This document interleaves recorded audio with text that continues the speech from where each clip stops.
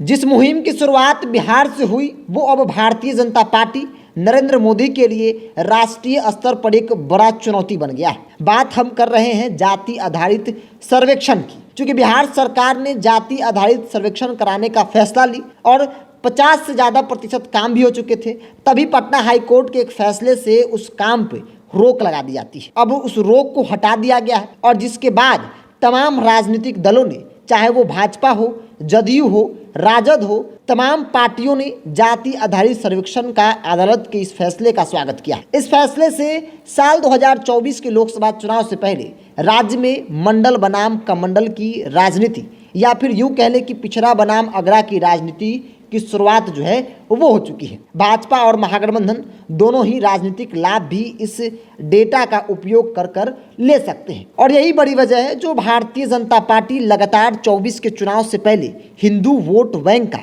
ध्रुवीकरण करने के लिए हिंदू राष्ट्र और समान नागरिक संहिता जैसे एजेंडों को आगे बढ़ा रही है। लेकिन इस बात को बखूबी लालू प्रसाद यादव, नीतीश कुमार समझ रहे हैं। इसीलिए जाति आधारित गणना पर इन लोगों ने विशेष तौर पर काफी मजबूती से ध्यान दिया।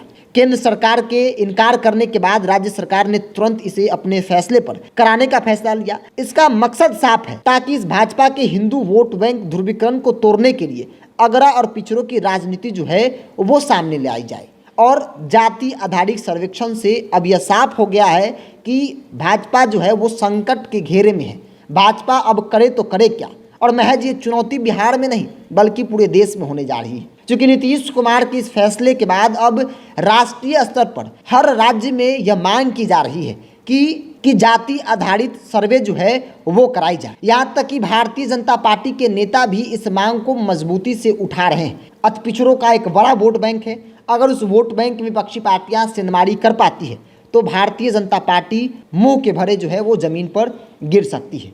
और कहा जा रहा है कि जो महाराष्ट्र में बैठक होगी उस बैठक में खास तौर पे नीतीश कुमार ने जो फैसला लिया जाति आधारित सर्वे कराने का, उस पर विस्तार से चर्चा होगी और उसमें तय होगा कि राष्ट्रीय स्तर पर तमाम जो पार्टियां हैं इस बात को मजबूती से उठाए कि केंद्र सरकार जाति आधारित जनगणना जो है वो कराए। अगर केंद्र सरकार नहीं कराती है तो फिर राज्य की सरकार जो है अपने खर्चे पर बिहार की तरह अपने राज्य में भी जाति आधारित जनगणना जो है वो कराए। तो जाति आधारित जनगणना एक बड़ा मुद्दा होने वाला है और इसीलिए हम यह कह रहे हैं कि एक बार फिर से मंडल बनाम कमंडल की लड़ाई जो है वो 24 में होने जा रही है।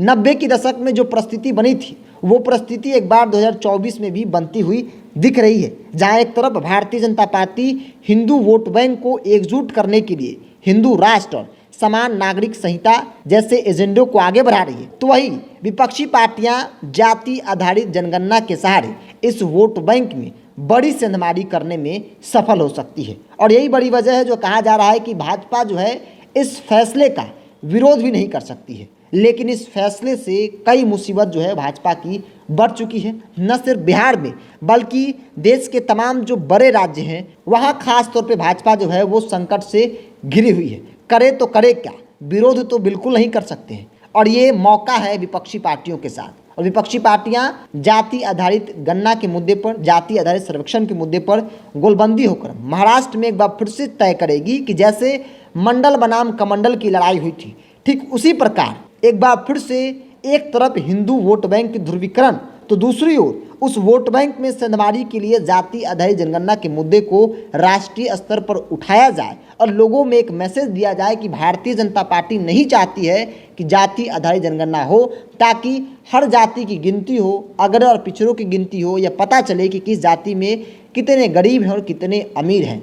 तो जाति आधारित जनगणना का मुद्दा इतना बड़ा हो गया है जिसका काट ना तो नरेंद्र मोदी के पास है और ना ही अमित शाह जैसे चाणक्य के पास। आपको क्या लगता है? आप अपनी प्रतिक्रिया कमेंट्स बॉक्स में रखें। अगर आप मेरे द बिहारी टॉप को यूट्यूब पर देख रहे हैं तो चैनल को सब्सक्राइब कर लीजिए, फेसबुक पर देख रहे हैं तो पेज को लाइक और फॉलो कर लीजिए।